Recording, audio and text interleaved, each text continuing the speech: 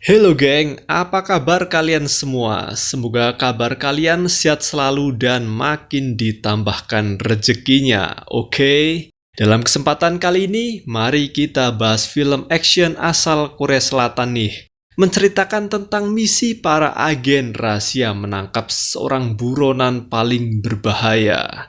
Pokoknya ceritanya bakal seru deh, so nggak usah kelamaan, yuk kita cikiprit aja geng.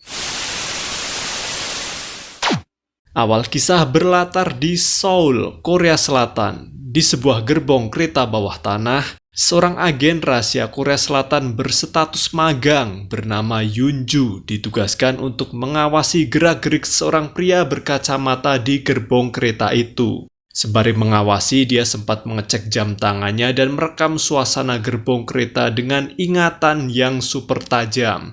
Sedangkan di stasiun sendiri, seorang pria pendiam bergaya flamboyan bernama James sedang asik mengisi permainan sudoku sembari menunggu keretanya datang. Ketika kereta datang, dia lantas mengemas pulpen dan buku sudoku miliknya ke dalam tas. Setelah itu, dia bergegas naik ke dalam gerbong dan langkahnya itu sempat terekam oleh CCTV stasiun. Baru juga masuk gerbong, James mendapat panggilan telepon dari seseorang. Telepon pun diangkat dan ternyata itu adalah telepon dari pelanggan yang memesan paket makanan ke toko tempat James bekerja bernama National Food. James pun menerima orderan ini dan mulai mencatat pesanan sembari membuka daftar menu yang dibawanya. Kita beralih pada pria kacamata tadi, geng. Pria ini bernama Huang. Terlihat dia akhirnya bangun dari tidurnya dan sempat melihati sekitar.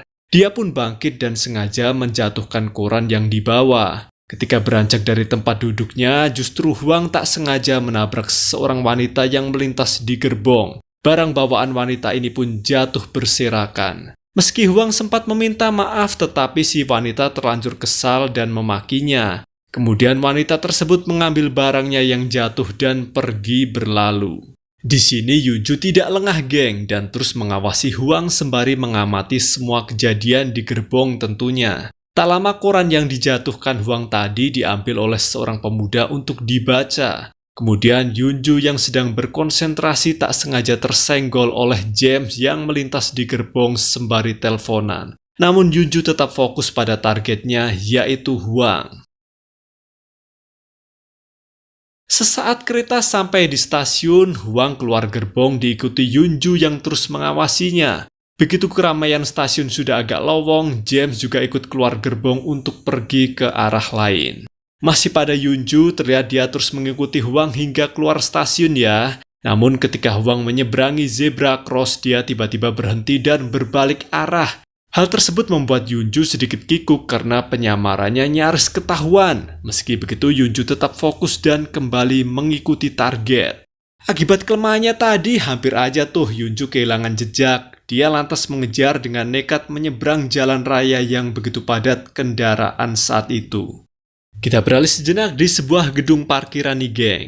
James yang keluar stasiun sudah sampai di sana aja nih. Dia hendak menuju lantai atas dan sempat mengamati sekitar. Sesampainya di lantai atas gedung parkiran, James melihat seorang pria selesai memarkirkan mobilnya. Sembari mengawasi keadaan, James mengenakan sarung tangannya dulu. Kebetulan hari yang mendung tak lama berubah cerah. Sinar matahari yang menyilaukan mulai menampakkan diri dan membuat CCTV parkiran silau terkena pantulan cahaya. Memanfaatkan momentum ini, segera James bergegas menuju mobil yang diparkir pria tadi. Alhasil, James berhasil membajak mobil ini dan menaruh sebuah gelas berisikan cairan kimia. Dia mulai mengeluarkan tang pemotong dan kemudian mensabotase kabel kelistrikan mobil itu. Selesai mensabotase mobil ini, James lantas pergi beranjak ke atap gedung sebelah. Cerita balik lagi pada Yunju. Terlihat dia masih membuntuti Huang sembari terus merekam semua kejadian di sekitarnya. Dalam rekaman ingatannya itu, dia sempat berpapasan dengan pria gendut yang hobi makan sambil jalan. Dia juga melihat Huang menerima telepon dari seseorang. Begitu ada kesempatan, Yunju pun memastikan waktu kejadian ini dengan melihat jam tangan miliknya. Gerak-gerik Huang makin mencurigakan nih, geng. Dia mampir ke telepon umum untuk menelpon seseorang dan mulai mencatat sesuatu di sebuah kertas. Kemudian Huang pun beranjak dari telepon umum itu ke sebuah restoran. Yunju yang terus mengikuti memasuki restoran itu dan ikut memesan makanan agar tidak dicurigai. Kita beranjak sejenak pada pria gendut tadi, geng. Terlihat dia memasuki minimarket dan membeli air minum. Ketika hendak membayar, uang yang dibawanya kurang beberapa recehan yang membuatnya kesal. Lantas dia mengeluarkan isi kantongnya untuk mencari receh. Si kasir yang menunggu tidak mau ribet. Dia melihat si gendut punya kartu kredit, kemudian menyuruh si gendut membayar pakai kartu kredit saja. Dan cerita bergeser sebentar nih di bank kota Seoul. Hari itu bank sudah hampir tutup jam operasionalnya ya. Namun terlihat seorang pria necis masih santai di dalam bank menunggu seseorang. Sedangkan James yang berhasil mensabotase mobil di parkiran tadi, kini terlihat sudah sampai di atap gedung sebelah, geng. Kemudian dia mulai mengawasi keramaian kota sembari mempersiapkan peralatan komunikasi yang sudah ada di dalam tasnya. Kebetulan juga di jalanan bawah, pria gendut tadi yang selesai beli air minum juga ikut mengawasi. Sementara di seberang jalan dekat Bank Seoul juga terlihat sebuah mobil van sudah terparkir. Di dalam mobil itu ada 4 orang gangster yang siap beraksi dengan senapannya masing-masing. Dan sekedar info nih geng, baik James, si gendut, pria necis maupun 4 gangster ini merupakan satu komplotan ya. Dan kita balik lagi pada James yang saat ini ada di atap gedung. Dia mulai mengoperasikan alat komunikasi miliknya dan berhasil menyadap semua sinyal radio walkie-talkie dari kepolisian. Sembari mendengarkan percakapan polisi lewat alatnya itu, dia memeriksa jam tangan miliknya yang hampir menunjukkan pukul 4 sore. Ketika jam menunjukkan pukul 4 sore tepat, cairan kimia yang disiapkan oleh James di mobil yang telah disabotasenya tadi ternyata sudah terpasang timer pemanas yang bersumber dari aki mobil. Sesaat pemanas sudah aktif, cairan kimia pun bereaksi dan mobil itu meledak. Akibatnya, kebakaran hebat terjadi di gedung parkiran itu dan segera pemadam kebakaran dihubungi pihak kepolisian untuk memadamkan api yang berkobar.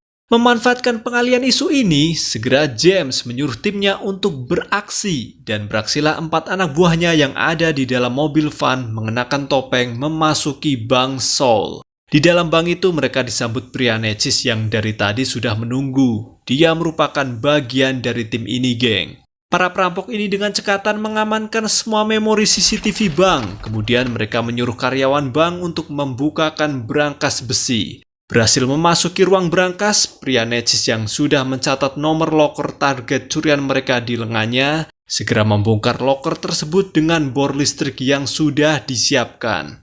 Loker pun berhasil terbongkar dan sinyal alarm mulai berbunyi. Sebelum polisi datang, tim ini hanya diberi waktu 3 menit oleh James untuk menyelesaikan semuanya. Namun ketika hanya tersisa 1 menit, justru salah satu anggota tim yang mata duitan malah gagal fokus. Dia mencuri beberapa uang cash yang bukan tujuan mereka. Alhasil tim ini keluar dari bank agak terlambat nih, geng. Terpaksalah James sebagai pemimpin tim ini menggunakan rencana cadangan yang harusnya tidak dipakai. Dia pun menyuruh si gendut untuk beraksi menghalangi polisi yang mengejar dengan sebuah truk yang sudah disiapkan. Nyaris saja rencana mereka gagal, untungnya aksi tersebut sukses di saat terakhir. Si gendut pun segera pergi meninggalkan truk setelah menyelesaikan tugasnya ya. Namun ya begitulah, postur gendutnya itu sempat terekam CCTV. Misi ini dianggap selesai, James pun ikut pergi dari atap gedung. Dan inilah Cool Eyes.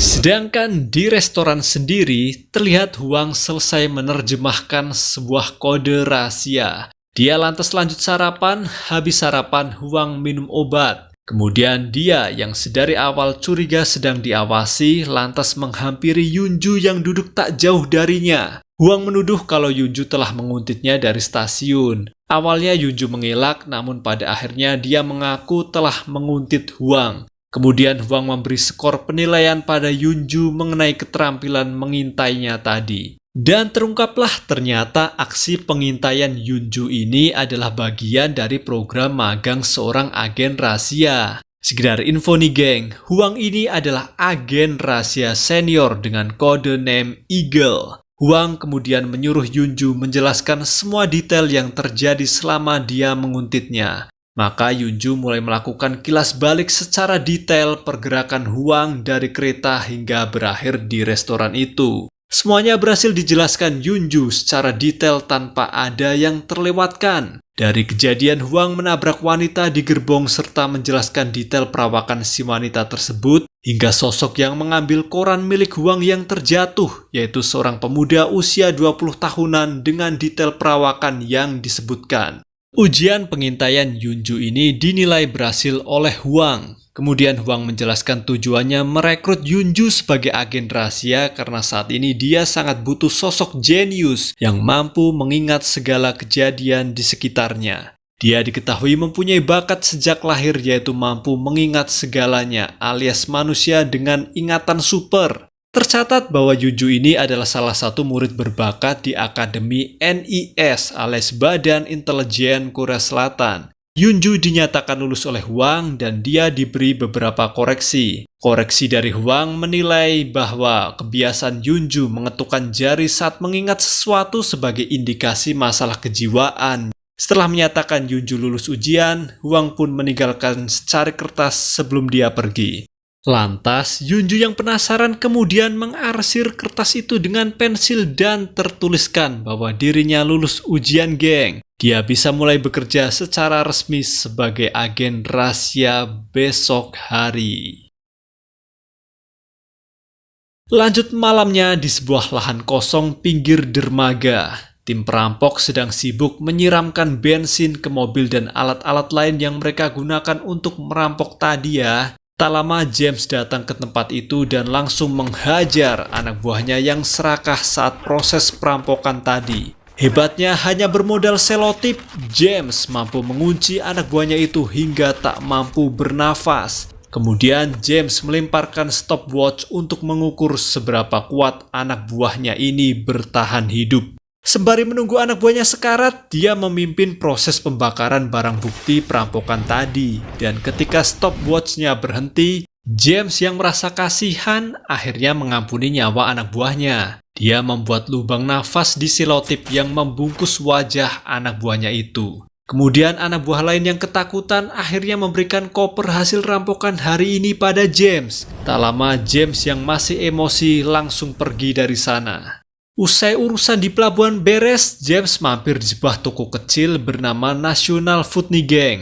Toko ini hanyalah kedok ya, tapi dalamnya merupakan markas mafia yang membayar jasa James melakukan tindak kriminal. Di sisi belakang toko itu, James disambut oleh bos mafia bernama Kim yang menyamar jadi tukang sol sepatu nih. Mereka pun mengobrol santai dan sembari ngobrol, James menyempatkan mengisi buku permainan sudoku miliknya. Kemudian James menyerahkan kunci mobilnya ke anak buah Kim guna mengambil hasil rampokan tadi untuk ditukar dengan misi baru. James pun mendapat berkas misi baru dari Kim dan dia pun bergegas pergi ke mobilnya untuk mengecek bagasi. Di dalam bagasi mobilnya sudah ada setumpuk uang cash sebagai bayaran atas keberhasilannya merampok bank hari ini.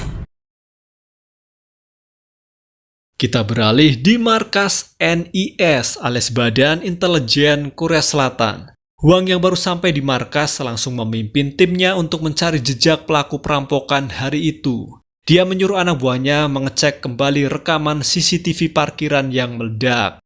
Namun posisi CCTV saat itu silau terkena pantulan cahaya matahari sehingga membuat pelaku tak dapat diidentifikasi. Di sini Huang jadi berpikir keras. Dia menghubungkan ledakan bom di parkiran pasti ada hubungannya sebagai pengalihan aksi perampokan bank oleh para pelaku. Dengan kembali mengecek CCTV, Huang berhasil mengetahui jika jumlah pelaku ada 6 orang. Di sini Huang mengakui jika penggagas aksi perampokan ini sungguh sangat jenius. Sebab hanya dalam waktu sesingkat itu mereka mampu beraksi tanpa bisa diidentifikasi. Tak lama kemudian, Huang melihat celah kecerobohan salah satu pelaku perampokan ini ketika mengamati rekaman CCTV nih. Dia menemukan sosok pria gemuk yang mirip dengan salah satu perawakan pelaku.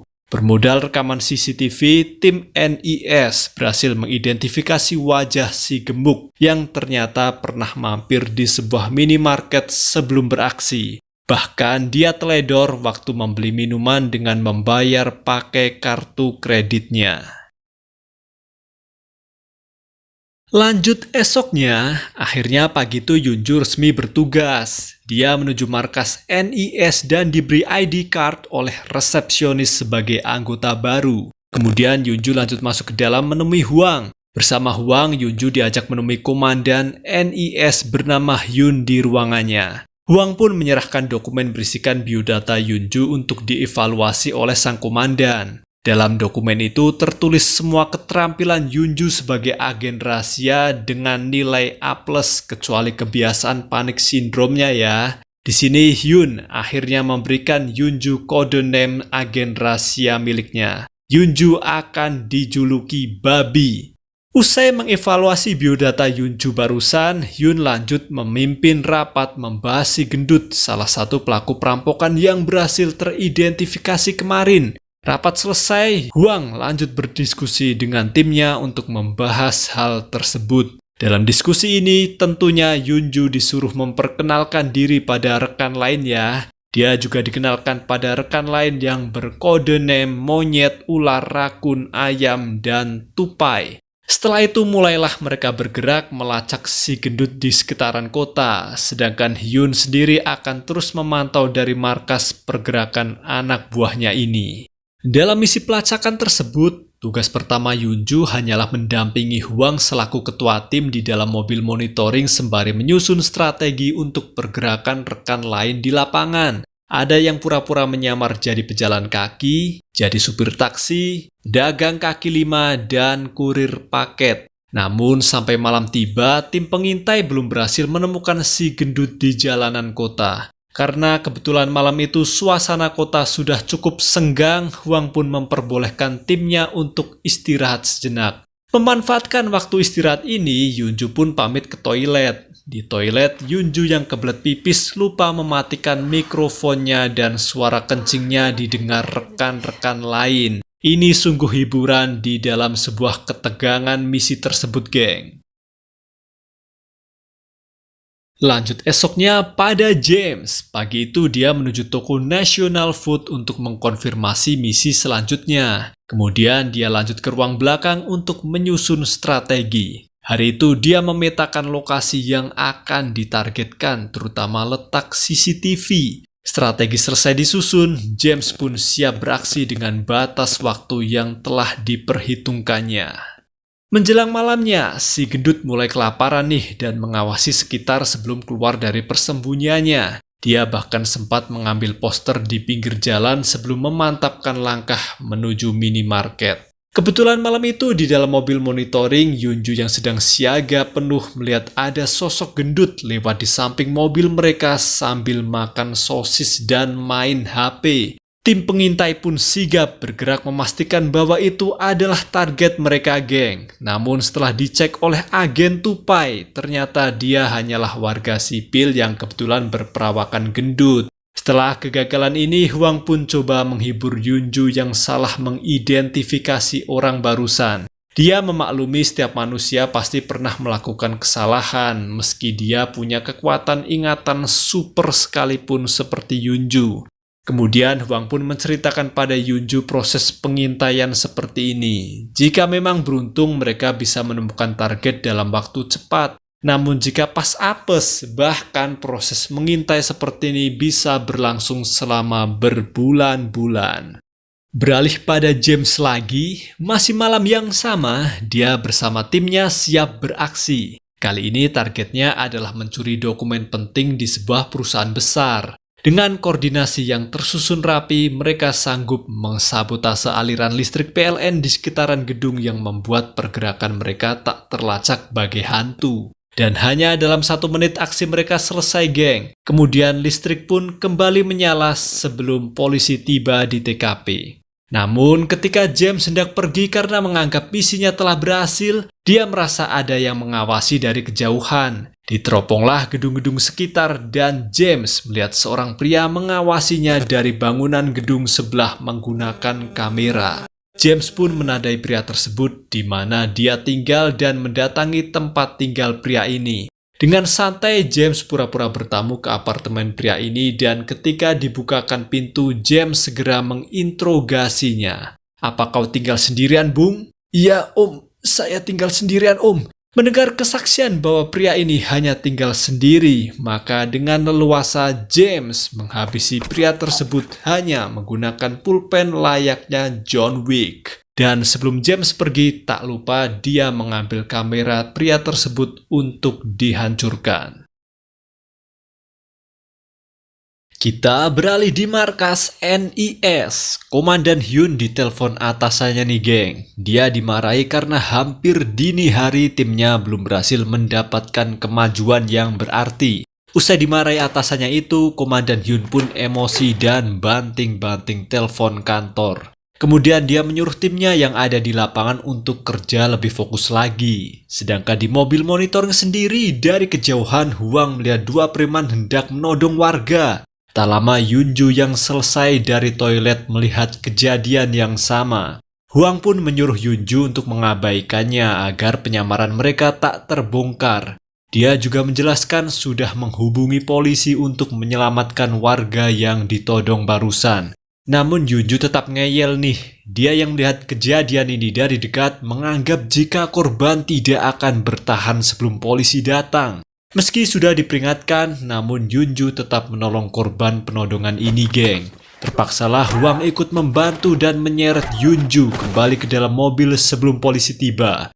Di dalam mobil dia menegur Yunju dan menyuruhnya untuk mengingat lagi dasar kode etik agen rahasia. Dalam aturan sebagai agen rahasia ada 3 hal mendasar. Pertama, agen rahasia harus mengikuti aturan. Kedua, agen rahasia harus fokus kepada misinya. Dan ketiga, agen rahasia harus bisa merahasiakan identitasnya dari siapapun.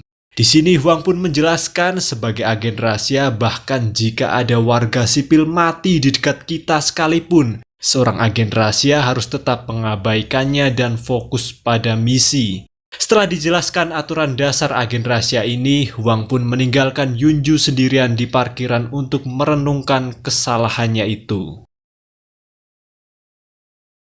Kita balik lagi pada James nih geng. Dia kembali mampir ke toko National Food. Di toko itu dia yang selesai menjalankan misinya meminta izin pulang ke Korea Utara. Namun Kim si bos mafia justru menyuruh James untuk menyelesaikan semua misi yang ada baru boleh pulang kampung. Kemudian James diberi misi berikutnya oleh Kim. Kata Kim ini adalah misi terakhir sebelum James bebas tugas. Namun James yang hari itu sudah sangat capek kerja mulu hanya mengambil kunci mobilnya dan meninggalkan dokumen perintah dari Kim. Kim pun jadi marah. Dia kemudian mengangkat telepon dari seseorang. Sedangkan James sendiri mau pulang nih dan masuk ke mobilnya di parkiran. Pas mau tancap gas, tak disangka dia diserang dari belakang oleh anak buah Kim. Ternyata Kim mendapat telepon dari atasannya itu yang menyuruhnya untuk tidak membiarkan James pulang kampung. Mereka berniat memanfaatkan James sampai batas terakhir yang bisa dia berikan. Terlihat James yang dicekik tali di lehernya sehingga pemasang sabuk pengaman sebelum tancap gas mobilnya untuk ditabrakan ke tembok parkiran. Akibatnya anak buah Kim pun tewas karena perlawanan dari James. Di sini James sadar penyerangan ini pasti ulah Kim. Dia kemudian balik menemui bos brengsek ini. Sambil emosi, James akhirnya terpaksa mengambil dokumen berisikan misi berikutnya untuk dilaksanakan. Sebelum pergi, James juga menegaskan bahwa ini adalah misinya yang terakhir sebelum dia pensiun. Gilanya, Kim hanya tertawa geng mendengar kemarahan James barusan ya. Tak lama sepulangnya James di rumahnya, dia segera ganti baju dan lanjut menerima telepon dari broker dunia bawah. Ternyata saat ini James sudah memesan paspor palsu untuk dirinya kabur. Tapi ya begitu deh. Karena dia harus menyelesaikan misi terakhirnya, Alhasil dia pun menunda rencana kabur ke luar negeri. Dan setelah mengakhiri telepon ini, tak lupa James merendam pulpennya yang berdarah karena pulpen itu merupakan senjata andalannya. Besok paginya di tempat parkir markas NIS, para rekan menunggu Yunju yang kelihatannya telat masuk. Tak lama Yunju datang dan meminta maaf kepada rekan semua. Kemudian mereka pun bergegas berangkat untuk mencari keberadaan si gendut target mereka. Namun lagi-lagi hingga malam tiba, pencarian mereka tak kunjung membuahkan hasil, geng. Yunju yang lembur di kantor malam itu punya inisiatif cerdas dengan membuat denah CCTV kota yang berhasil dia hafal dengan kekuatan ingatan supernya. Selesai membuat denah itu, esoknya Yunju pun mengatakan idenya pada Huang selaku ketua tim mengenai penemuan barunya ini. Menurut Yunju, ada beberapa sudut kota yang jarang tersorot CCTV. Setelah dievaluasi lagi oleh Yunju, beberapa daerah tersebut belum pernah mereka survei. Alhasil Huang kembali bersemangat nih. Dia memberikan komando pada timnya untuk bergerak ke daerah yang dimaksud Yunju barusan sebagai wilayah baru untuk mencari si gendut target mereka. Malam itu Huang juga mengizinkan Yunju untuk ikut menyusun strategi mereka. Yunju pun diperbolehkan mengatur posisi rekan-rekan di lapangan yang digambarkan dengan bidak catur di atas denah kota. Sambil mengajari Yunju dalam menyusun strategi baru, Huang juga tak lupa menjelaskan keahlian masing-masing rekan lain di lapangan. Kemudian setelah itu, akhirnya Huang mengizinkan Yunju untuk ikut terjun ke lapangan sebagai agen rahasia nih. Turunlah Yunju di tepi jalan dan dia pun lanjut menyamar, geng. Masuknya Yunju di lapangan disambut hangat rekan-rekan lainnya, dan belum juga lama menyamar, keberuntungan ada di pihak NIS. Yunju tak sengaja melihat sosok gendut yang mirip target mereka. Huang pun menyuruh Yunju membuntutinya untuk memastikan bahwa pria ini memang target yang selama ini dicari. Dengan sangat terampil, Yunju merubah pakaiannya agar tidak dicurigai. Nyaris saja NIS berhasil memastikan wajah pria ini, namun mereka gagal karena beberapa kejadian tak terduga. Hingga akhirnya agen tupai yang dikenal gesit ditugaskan gantian menghandle target ketika pria gendut ini memasuki minimarket untuk beli makanan. Hebatnya, dalam waktu singkat, tupai berhasil menyamar jadi kasir minimarket dan dia memastikan bahwa pria gendut ini adalah target mereka. Setelah pria gendut ini dipastikan oleh agen tupai adalah target mereka, kini Yunju ditugaskan kembali untuk menguntitnya sampai di persembunyian si gendut di sebuah rusun. Keduanya sempat bertegur sapa di lift rusun ketika si gendut hendak memencet tombol lift. Namun di sini si gendut tak menyadari jika Yunju adalah agen rahasia. Waktu keluar lift, Yunju sengaja tuh menjatuhkan banyak uang receh untuk mengulur waktu dan memastikan di mana si gendut tinggal. Setelah dikonfirmasi bahwa si gendut tinggal di kontrakan nomor 715, kini giliran tupai kembali beraksi. Dia pergi ke kontrakan nomor 715 itu dan menjiplak sidik jari si gendut yang tertinggal di tombol lift. Kemudian dia juga menaruh beberapa CCTV mikro di berbagai titik yang disamarkan sebagai korek api dan kotak rokok. Beralih pada James yang masih terjaga di rumahnya. Terlihat dia berpikir keras menyusun siasat jitu untuk misi berikutnya dengan limit waktu yang ditentukan seperti biasanya. Bahkan saking jeniusnya, James juga mampu menghitung kecepatan lalu lintas, jeda lampu merah hingga posisi CCTV di jalanan. Dan ketika rencana dinilai sudah matang oleh dirinya, esoknya James beraksi solo mencuri data penting di sebuah server perusahaan IT nih, geng. Bermodal stopwatch untuk memperhitungkan waktu limit dalam beraksi, James mampu meretas data penting perusahaan itu hanya dalam tempo tidak sampai 1 menit. Benar-benar jenius ya, dan sangat presisi si James ini, geng. Dan usai berhasil meretas server perusahaan IT tadi, esoknya lagi James menghubungi timnya untuk menargetkan perusahaan bursa efek nasional. Mereka berniat meretas server bursa efek dengan data hasil curian James ini. Dan hebatnya cara James berkomunikasi dengan timnya ini di luar nalar, geng. Dia menggunakan sandi angka yang hanya bisa dibaca lewat permainan Sudoku. Cara James ini berguna agar pesan miliknya tidak mudah dideteksi oleh pihak berwajib.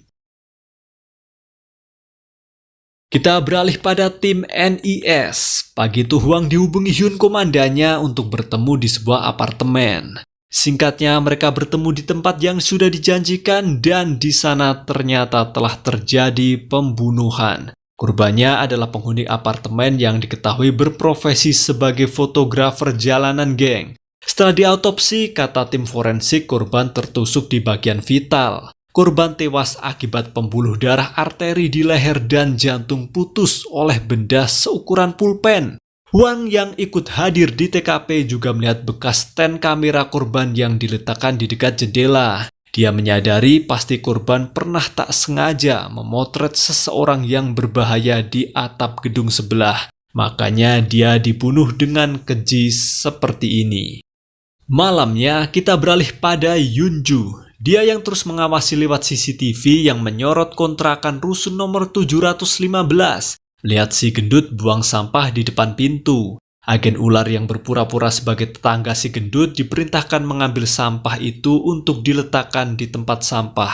Kemudian Hwang dan Yunju lanjut pergi ke tempat sampah guna membongkar sampah milik si gendut. Singkatnya, setelah dikorek-korek sampah ini, ditemukanlah beberapa potongan kertas yang tersebar. Kertas itu pun disatukan, ternyata adalah potongan permainan Sudoku. Dalam kertas permainan Sudoku ini terlihat angka yang diisi banyak yang salah ya. Kemudian kertas Sudoku tersebut dikirim ke markas NIS untuk di-print copy dan diterjemahkan. Para hacker NIS berusaha menerjemahkan maksud kombinasi angka dalam kertas Sudoku ini. Setelah berjam-jam mengotak-atik angka, akhirnya mereka menemukan kombinasi yang tepat. Dan ternyata kombinasi angka ini merujuk pada alamat perusahaan Bursa Efek Nasional. Beralih pada si gendut, hari itu dia akhirnya keluar rumah nih untuk menemui timnya. Sambil jalan keluar, dia menyalakan rokok dan menyewa taksi. Kebetulan supir taksi yang disewa si gendut adalah agen rakun yang menyamar. Dia pun diantar sesuai permintaan ke sebuah pabrik tua terbengkalai. Semua agen NIS pun segera menyusul dengan peralatan pengintainya masing-masing. Tak lama rekan si gendut muncul berjumlah 5 orang geng. Akhirnya mereka berhasil diidentifikasi dengan pencocokan postur tubuh dan dipastikan bahwa kelimanya adalah tersangka perampokan Bank Seoul. Mereka bernama Dong, Hula, M3, Akun, Screw, dan Gendut. Setelah disadap pembicaraan mereka oleh NIS, terungkaplah jika mereka sedang rapat menargetkan Bursa Efek Nasional untuk diretas sistemnya. Tapi ada yang janggal nih, menurut Komandan Hyun masih kurang 1 orang lagi yaitu sosok pemimpin kelompok ini yang tidak ikut dalam rapat. Komandan Hyun pun jeli, dia melihat dari kamera pengintai ada ponsel pelaku yang diletakkan di meja. Ternyata setelah dilacak dengan sensor gelombang, ponsel itu sedang terhubung dengan seseorang yang diduga adalah pemimpin kelompok ini. Segeralah Komandan Hyun menugaskan anak buahnya untuk meretas sistem satelit dan ditemukanlah nomor milik James. Tak lama James yang saat ini sedang naik kereta sembari mengasah keterampilan sudokunya tiba-tiba menyadari ada yang janggal. Dia pun sigap menutup teleponnya. Tak mau kehilangan jejak, Komandan Hyun pun memerintahkan Hwang dan Yunju untuk melacak keberadaan James, pemimpin kelompok itu. Bermodal sisa sinyal telepon barusan, terlacaklah James tengah menuju gedung Bursa Efek Nasional. Dan ketika Hwang OTW gedung Bursa Efek, tak sengaja dia sempat melihat sosok dingin berjalan di jalanan dekat gedung Bursa Efek.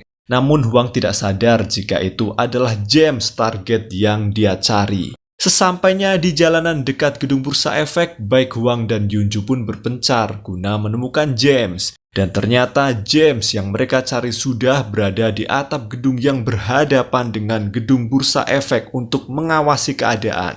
Dia pun mulai mengoperasikan alat komunikasi di dalam tasnya guna meretas sinyal walkie-talkie milik kepolisian geng. James juga mulai mengawasi jalanan menggunakan teropongnya dan dia mulai curiga karena banyak hal janggal ada di sekitar gedung Bursa Efek. Di sini James baru sadar jika rencananya telah diketahui pihak berwajib. Spontan, dia menelpon timnya dan memerintahkan bahwa misi dibatalkan. Sempat panik, anak buah James pun putar arah dan akibat menelpon timnya barusan, sinyal ponsel James kembali terlacak berada di sebuah atap gedung di seberang gedung Bursa Efek. Segera Huang pun sigap menuju gedung itu. Namun ternyata lift dalam keadaan rusak. Dia inisiatif naik menggunakan tangga darurat menuju atap. Begitu juga James yang sadar posisinya telah terlacak juga bergegas pergi lewat tangga yang sama. Namun ketika menuruni tangga darurat itu, insting James pun bermain. Dia sadar ada yang mengejarnya. Terpaksa James mengambil tabung apar dan memecahkan jendela untuk lompat kabur dari atap gedung.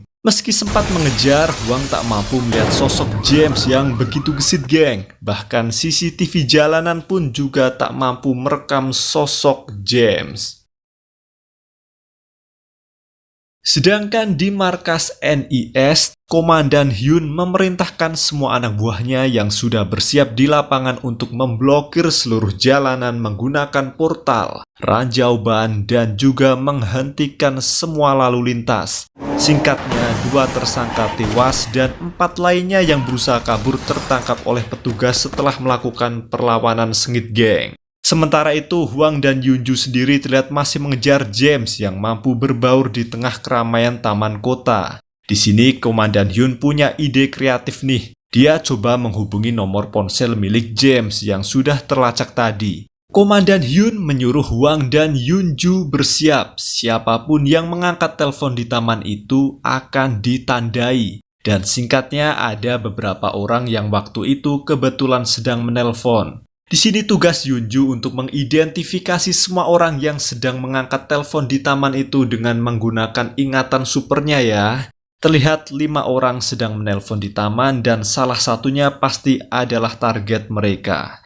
Namun James tidak lengah nih, geng. Dia sadar telepon barusan adalah ulah para agen NIS yang mengejarnya. Dia lebih cerdik dan mencabut kartu SIM di ponselnya namun tetap pura-pura menelpon dengan ponsel yang mati. Alhasil para agen terkecoh dan mengira siapapun yang mematikan telepon adalah target mereka. Sempat terkecoh, untungnya Huang menyadari jika itu adalah tipuan belaka. Dia sedikit mengingat sosok dingin yang dilihatnya di jalanan gedung Bursa Efek tadi. Dengan tegas, Huang pun menyimpulkan bahwa pria yang pernah dilihatnya itu adalah James, target mereka. Dia bersama Yunju pun segera mengejarnya.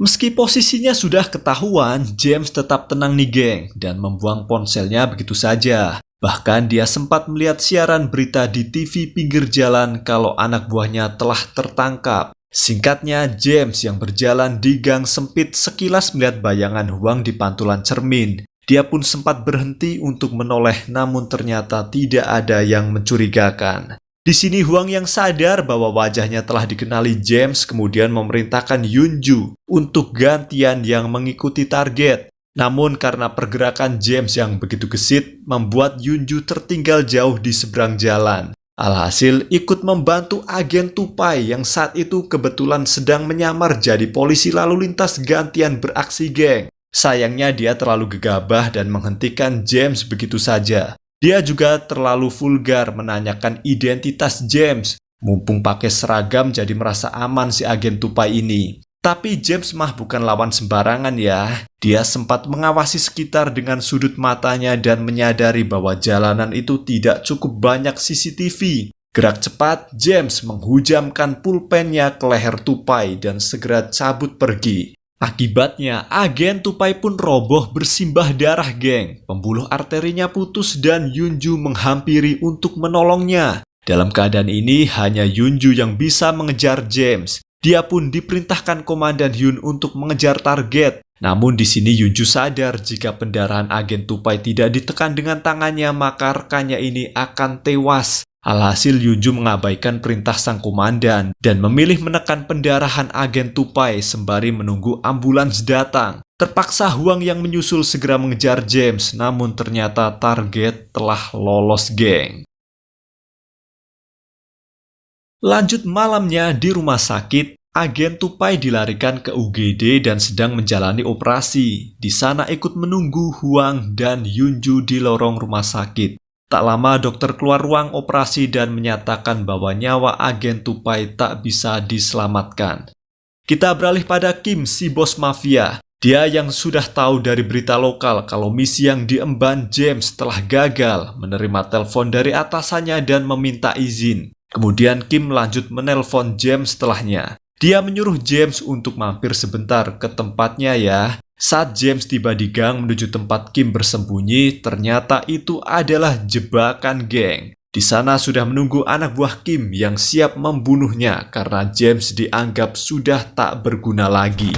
Meski dikeroyok, James tetap santai nih.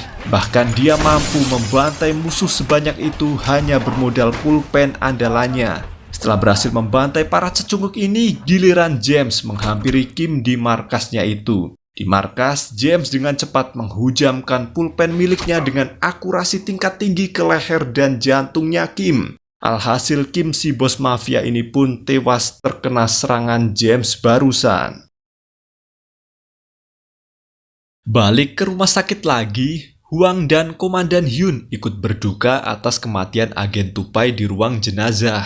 Komandan Hyun mengatakan bahwa tersangka tidak terekam dalam CCTV manapun. Huang pun merenung dan menyarankan Komandan Hyun untuk segera mempersiapkan pemakaman agen tupai besok lusa. Paginya beralih pada Yunju. Dia terlihat terpukul atas kematian agen tupai Nigeng. Sembari menahan kesedihannya itu, Yunju berniat mencuci baju yang terkena darah di rumahnya. Namun ketika hendak memasukkan baju ke dalam mesin cuci, Yunju melihati ID card miliknya dan sekejap kembali mengingat kejadian di kereta saat dia magang jadi agen rahasia. Dia baru mengingat bahwa dirinya pernah berpapasan dengan James di gerbong waktu itu. Dalam ingatan supernya ini, Yunju melihat secarik brosur yang dibawa James bertuliskan Toko Nasional Food. Di sini akhirnya Yunju menemukan petunjuk baru di mana dia bisa menemukan James.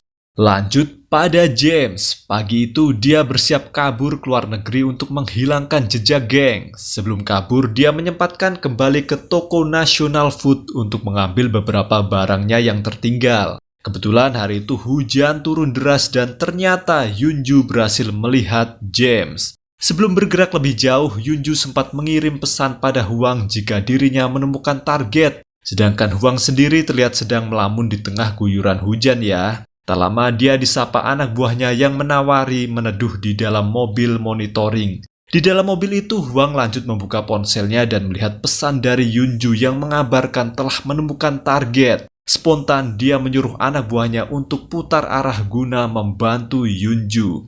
Kabar ditemukannya posisi James ini juga sampai ke Komandan Hyun dan tentunya komandan mengerahkan pasukan untuk membantu. Singkatnya, tujuan James berikutnya adalah meneduh di sebuah restoran dan diikuti Yunju yang menyamar jadi pelanggan resto itu. Di dalam resto, James menukar sebuah bungkusan yang entah dalamnya apa dengan paspor yang kemarin sudah dia pesan. Di dalam bungkus yang dia terima juga ada uang cash dan sebuah pistol lengkap dengan amunisinya. Terungkaplah ternyata karyawan resto ini merupakan broker dunia bawah yang menyamar geng. Setelah mendapat apa yang dia mau, James baru sadar dirinya diuntit. Segera dia menghampiri Yunju yang sedang duduk. Sebenarnya James sudah tahu kalau Yunju ini agen rahasia yang menyamar. Dia hanya pura-pura polos dan mengambil pisau makan di meja resto. Tak lama Huang datang ke resto dengan melacak GPS dari sinyal ponsel Yunju. Melihat sosok Huang yang wajahnya pernah dia lihat kemarin membuat James sadar kalau resto ini sudah tidak aman lagi. Dia pun segera pergi lewat pintu belakang geng. Kemudian Huang mengejar menuju pintu belakang yang ternyata adalah parkiran. Di sana siapa sangka James yang dikira kabur justru menyerang Huang dengan pisau makan tadi. Akibatnya, Huang terluka parah di lehernya dan Yunju yang ikut ke parkiran melihat James kabur. Huang pun menyuruh Yunju untuk mengikuti target karena hanya dia yang tahu wajah James. Dengan terpaksa, kali ini Yunju menurut dan meninggalkan Huang yang terluka geng. Sempat mengejar dan mengingat jika James tidak membawa payungnya yang tertinggal di resto tadi, Yunju mengamati sekitar nih. Kira-kira mana ya pria yang tidak berpayung dari segitu ramainya para pejalan kaki? Namun hingga hujan reda, Yunju tak kunjung menemukan satu sosok pun yang hujan-hujanan, geng. Hampir saja putus asa, namun dia baru ingat jika James adalah orang yang jenius. Dia kan tak pernah tampil mencolok ya. Benar saja, waktu hujan sudah reda, James baru keluar ke jalanan dengan begitu santainya. Ternyata sesuai prediksi nih, geng. Segera Yunju pun mengejar James lagi. Sedangkan Hwang sendiri bernasib baik nih. Dia berhasil selamat setelah ambulans datang tepat waktu dan mendapatkan beberapa jahitan di lehernya yang terluka. Balik pada Yunju lagi, terlihat dari pantauan CCTV, Yunju mengikuti James hingga ke stasiun bawah tanah, geng. Dia menduga kalau James hendak kabur naik kereta dan agar tidak dicurigai, Yunju memutuskan masuk ke kereta duluan. Namun ternyata pemikiran dan gerakan James tak bisa terbaca. Dia balik arah dan menuju ruang bawah stasiun. Untunglah Yunju sempat keluar gerbong sebelum pintu tertutup dan segera dia mengejar James. Di tempat James pergi, ternyata komunikasi NIS dengan Yunju terputus karena terhalang oleh pintu besi dan susunan rel kereta yang terbuat dari logam. Dan sesampainya Hwang di markas NIS, dia langsung ikut menganalisis pergerakan James. Sempat kebingungan di mana keberadaan Yunju dan James sekarang. Terakhir terpantau mereka ada di stasiun. Dan di sini Hwang menyimpulkan jika Yunju mengejar James sampai di sisi bawah stasiun yang membuat sinyal satelit sulit menjangkaunya. Segera setelah mendengar analisis Hwang ini, Komandan Hyun mengirimkan pasukan bantuan untuk membantu Yunju. Sedangkan Hwang hendak pergi dengan rencananya sendiri, geng. Sebelum pergi, dia meminjam pistol dari anak buahnya untuk berjaga-jaga. Singkatnya, pasukan bantuan tiba di sisi bawah stasiun, dan ternyata Yunju sudah berhasil disandra oleh James. Di gelapnya sisi bawah stasiun itu, James sempat membunuh agen NIS dengan pistolnya ya. Dan berkat keberanian Yunju yang melihat celah kelengahan musuh, dia berhasil merebut pulpen lawan dan menusukkannya ke paha James yang membuat dia tertatih. Sehingga bertepatan dengan kereta lewat, James pun nekat memanfaatkan momentum tersebut untuk kabur ke sisi rel sebelah. Namun ya karena pahanya terluka saat ini, alhasil James tak mampu berlari keluar lorong stasiun dengan cepat. Sampainya dia di ujung lorong stasiun sudah menghadang Hwang dengan pistolnya. Di sini Hwang melakukan sebuah perjudian karena kereta juga hendak melintas di belakangnya, geng. Di saat terakhir terjadilah duel koboi antara Hwang versus James yang membuat James tewas. Untungnya kereta di belakangnya berpindah jalur dan dia selamat tidak tertabrak kereta. Pada akhirnya, Yunju mengkonfirmasi ke markas bahwa target telah dilumpuhkan dan misi ini sukses. Kemudian kasus pun ditutup oleh Komandan Hyun sampai di sini, geng. Hari pemakaman agen tupai pun digelar dengan hikmat pada esoknya ya. Dan beberapa hari kemudian, kasus James kemarin kembali dievaluasi setelah NIS tahu bahwa James ternyata tidak bekerja sendiri, melainkan dalam sebuah jaringan yang lebih besar lagi. Diketahui selama ini James adalah agen rahasia dari Korea Utara sekaligus buronan Interpol. Dari data yang didapat NIS, James punya rekanan kerja seorang agen Korea Utara lain. Dan setelah dilacak, target baru yang dimaksud terlihat sampai di stasiun. Para agen NIS terus mengintainya dan ini adalah misi lanjutan mereka, geng. Cerita pun selesai, sampai jumpa di kisah seru lainnya.